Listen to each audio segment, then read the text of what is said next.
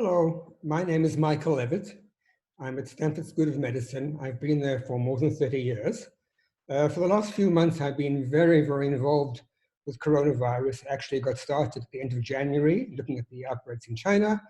And I have decided that one way in which I can help people understand what's going on is by making a set of short videos that explain different important aspects of viral growth.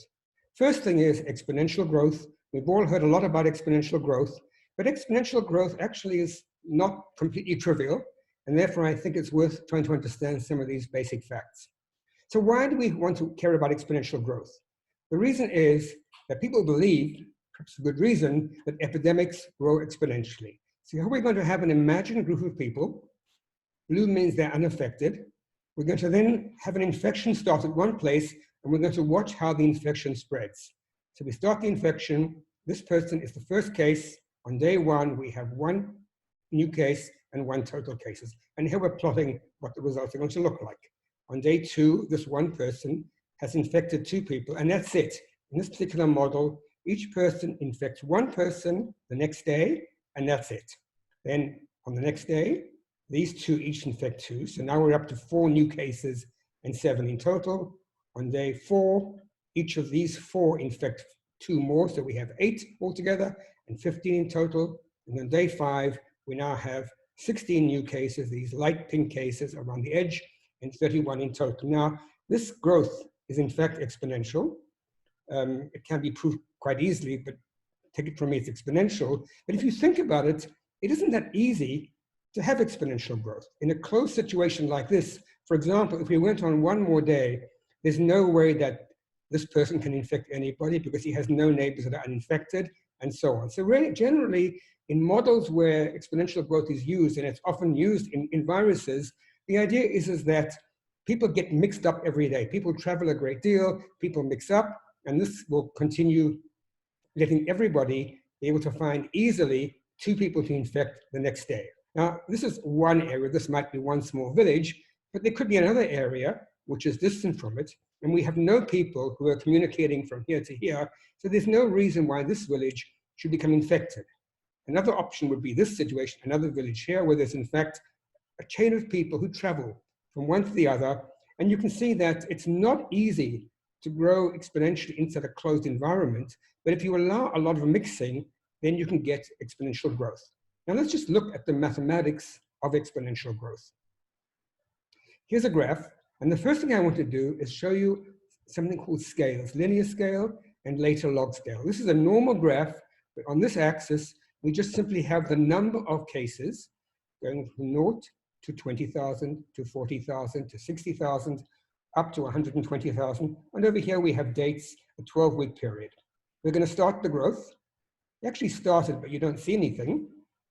Tiny bit of lifting up. This is all pure exponential growth, but exponential growth often starts very slowly. Now it's speeding up, going much faster, and next time we're through the roof. So basically, going from here to here in a 2-week period, we've gone from a small number of cases to a very large number of cases, a very scary situation. Now, when you want to see things where you have small numbers over here and large numbers over here, the best way to see them is not to use a linear scale, but to use a log scale. This is shown in my next picture. So here we have a log scale. It looks the same, dates are the same on the bottom, but here on the y-axis, we actually have numbers that go from 1 to 10, 10 to 100, 100 to 1,000, and so on, up to 1,000,000. So each factor of 10 has about the same amount of space on the paper. So now we're going to do exactly the same numbers, exponential growth on this curve. What are we going to see? Wow, we see a straight line. Exponential curves are defined as lines that are absolutely straight on a log linear plot. This is linear, this is log. Keep on going, and we're through the roof. Now what you see here is that although we only saw a large increase in the number of cases in this region, we were still seeing cases, and these cases were very important because they were growing exponentially, and these cases that were hard to see are very important. And for this reason, we almost always show exponential functions on a log scale. Now this situation is really scary. We've seen that we got up to 1,000,000 cases in less than 7 weeks, actually 7 weeks, And this is just going to keep on going. By here, it will be 10 million and so on. And probably by the time we get to the top of my curve, we've occupied the entire population of the Earth. So this is just frightening. But in reality, exponential growth doesn't always keep on going. Something stops it. So let's just simply make an idea where we're going to artificially stop the exponential growth. And this I call limited exponential growth. We're playing a line here saying you cannot cross the line at 100,000. So what is this going to look like? Remember, this is just a line. There's no social distancing early on, and things are growing slowly, start to go up, go very fast. But as it gets to the line, it stops. Now, this is sort of what we saw before, but it's much more interesting on not the linear scale, but the log scale, as shown next. Now we have our log scale going from 1, 10, 100, and so on. Same numbers. We start off. As you'd expect, it starts off straight, because over here, it has no idea there's a wall up here. Going really fast, straight along, gets to the wall, and it stops. So these are the two kinds of exponential growth, either unrestricted or unlimited exponential growth, or exponential growth that flattens. What we're seeing here is the flattening of the curve. The straight line is flattened over here. But it just flattens because there's some barrier, some lockdown, some restriction that makes it flatten. Let's look at the properties of these curves. We're looking at the properties of the exponential function first. Well, one property is just the number of cases. It increases as a straight line. Another property is the slope of this line. And this is a straight line. And as all of you might remember from school, straight lines have a fixed slope. So we're going to draw the slope in blue, and it's fixed. We also can now calculate from this the number of new cases, shown in red.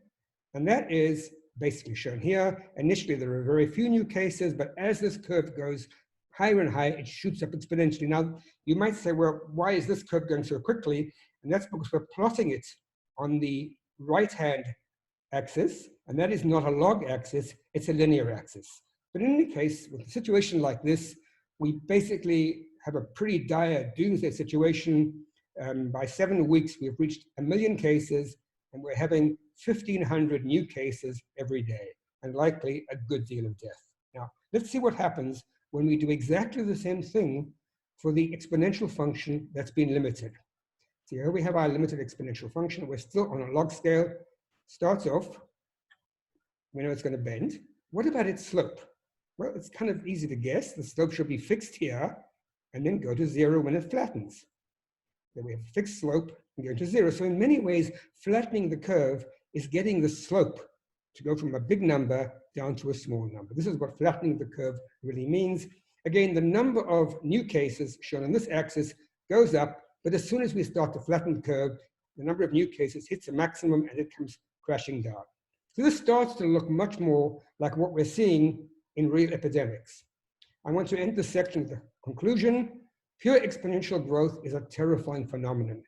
Limited exponential growth is much less frightening. The trouble is we don't really know it's limiting, and epidemics may or may not grow exponentially. Thank you all very much for your attention.